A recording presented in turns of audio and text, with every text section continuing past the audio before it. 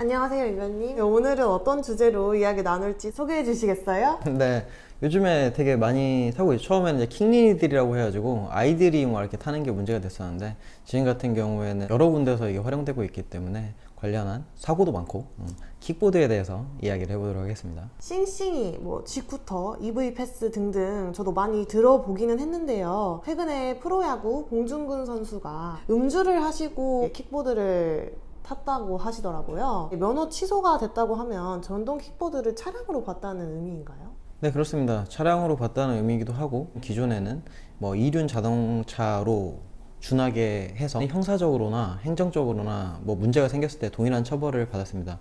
다만 이제 2021년 5월에 이 법 개정이 이루어지면서 형사적으로는 굉장히 이제 다운이 됐는데요. 지금 현재는 도로교통법상 전동 킥보드는 개인형 이동장치로 구분하고 있습니다. 기존에는 형사적으로 뭐 징역형이나 벌금형이 배정돼 있었는데, 법이 개정되면서 범칙금, 음주운전으로 이걸 하게 되면 범칙금 20만 원으로 고정이 됐고, 다만 이제 행정적으로 똑같습니다. 방금 질문하신 내용처럼 이제 음주운전으로 인한 면허 취소에 대해서는 일반 자동차의 음주운전에 동일하게 0.03 이상일 경우에는 이제 면허 정지, 그다음에 0.08 이상인 경우에는 면허 취소, 또한 이제 면허 취소가 됐을 때 1년간은 절취등이 금지되는 것처럼 일반 음주운전하고 똑같이 취급하고 있습니다.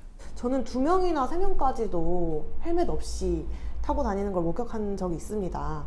도로가 아닌 인도에서 보행자들 사이로 다니던데 너무 위험한 모습인 것 같아 보이더라고요. 방금 말씀하신 뭐 헬멧을 착용하지 않거나 뭐 한 곳에 막 두세 명이 타는 거는 자체가 이제 범칙금 대상이 되기도 하고요.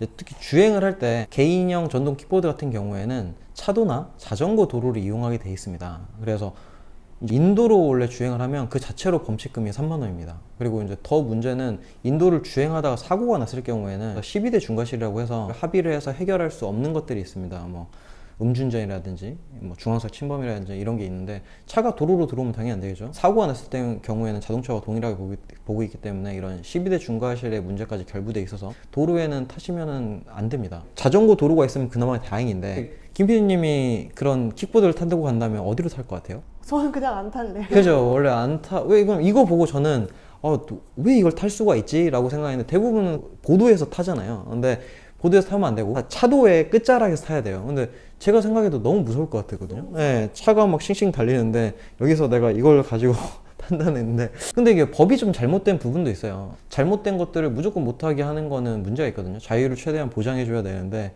보도와 차도가 있을 때 우리의 상식적으로 이걸 차도에서 달려라, 이거는 조금 과도한 규제가 아닌가라는 생각도 들긴 합니다. 다만 현재는 그렇다는 걸 꼭 아시고. 차도에서 달리는 상상을 하니까 아찔하죠. 아찔하고. 그리고 실제로 많은 그런 킥보드들이 인도로 다니고 있고, 근데 모를 뿐이지 인도로 주행하는 자체가 범칙금 3만 원의 대상입니다. 네. 저는 오히려 도로로 못 다니게 할 것 같은데 다칠까봐. 그런 문제 제기도 많습니다. 지금 이제 개인형 이거는 새로운 어떻게 보면 이동 수단이잖아요. 네, 그래서 관련 좀 규정법들이 좀 명확하게 정립이 돼야 되는데 정립이 안 되고 자동차와 준하게 해결해버리고 막 이렇기 때문에 사실 아직 여러 가지 문제가 있습니다. 도보에서 전동 킥보드 운전을 하다가 사람을 다치게 했다면 어떤 처벌을 받게 되는 걸까요?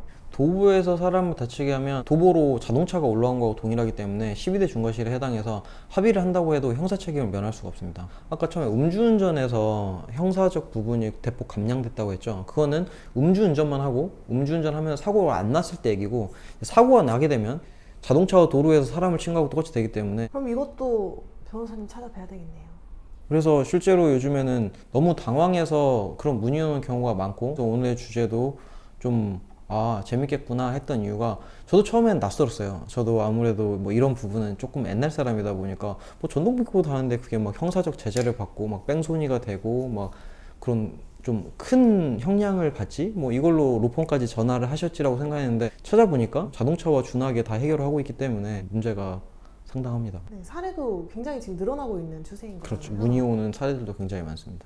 그럼 반대로 인도로 다니다가 전동 킥보드에 다쳤어요. 이제 그러면 어떻게 해야 될까요? 정동 킥보드에 치였는데 이 사람이 전혀 사고 후에 조치를 하지 않았다던가 뭐 이런 경우가 있을 때는 똑같이 도주 차량으로 해석이 돼서 뺑소니에 해당해서 이제 경찰서에 신고를 하시면 됩니다. 대부분 근데 가해자도 잘 모르고 피해자도 잘 모르는 경우가 많아서 이제 법적 분쟁도 일반 자동차보다 오히려 되게 극명하게 대립하고 있고요. 근데 좀 문제점이 하나 있는 게 있습니다. 이 자동차는 의무적으로 보험을 들게 돼 있잖아요. 전동 킥보드는 의무적 보험이 들지 않게 돼 있어서 이제 가해자를 찾는 부분에서 일단 1차적으로 어려움이 있을 수 있고, 그다음에 이제 국가에서는 뺑소니 같은 문제가 발생했을 때 국가 지원 같은 게 있거든요.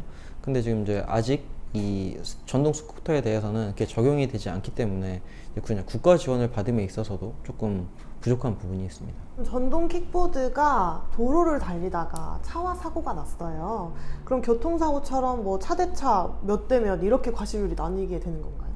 이론적으로는 이제 차 대 차로 보기 때문에 일반적인 보험 과실률에 따라서 이렇게 보험대로 이렇게 합니다. 근데 전동 킥보드는 보험이 없는 경우가 더 대부분이고, 차랑 킥보드랑 부딪히면 차량 운전자는 인적인 피해는 거의 없어요. 근데 이제 킥보드 같은 경우는 인적인 피해가 상당하죠.